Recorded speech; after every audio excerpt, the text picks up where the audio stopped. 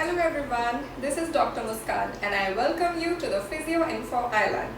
In my previous video, I have discussed about the ultrasound waves production and along with that attenuation and the other properties.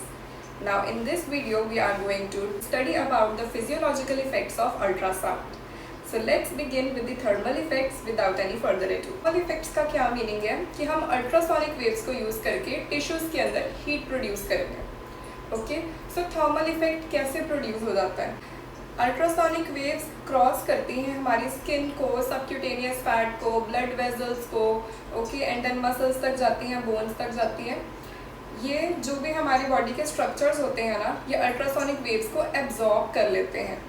Okay, bones maximum absorption करती हैं, muscles absorb करते हैं, हमारी blood vessels, हमारा subcutaneous fat, they all absorb ultrasonic waves.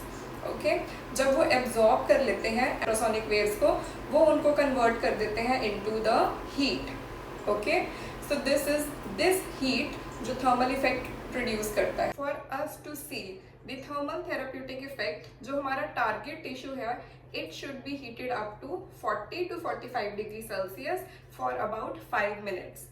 तो वो जो target tissue है उसके अंदर हमें थर्मल इफेक्ट देखने को मिलेंगे, जिसकी वजह से पेशेंट का पेन अगर प्रेजेंट है तो वो रिलीव हो जाएगा, अगर मसल स्पाज्म प्रेजेंट है तो वो रिलीज हो जाएगा.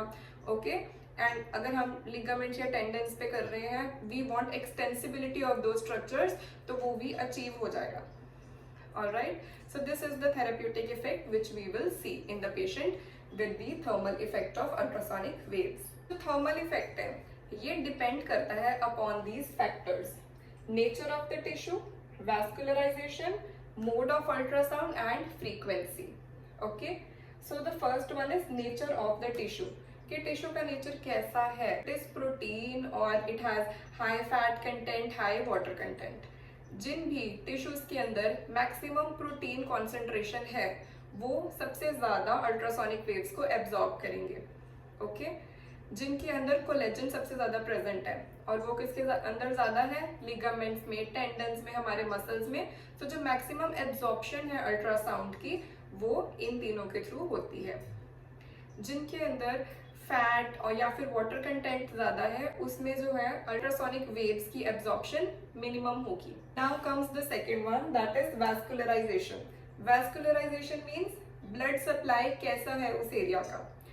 अगर तो ब्लड सप्लाई अच्छा है, थर्मल इफेक्ट्स की वजह से जो हीट प्रोड्यूस होगी वो ब्लड उसको डिस्पोज ऑफ कर देगा. ओके, डिसिपेट कर देगा उस हीट एनर्जी को, वो आगे आगे ट्रैवल होता जाएगा एंड टेम्परेचर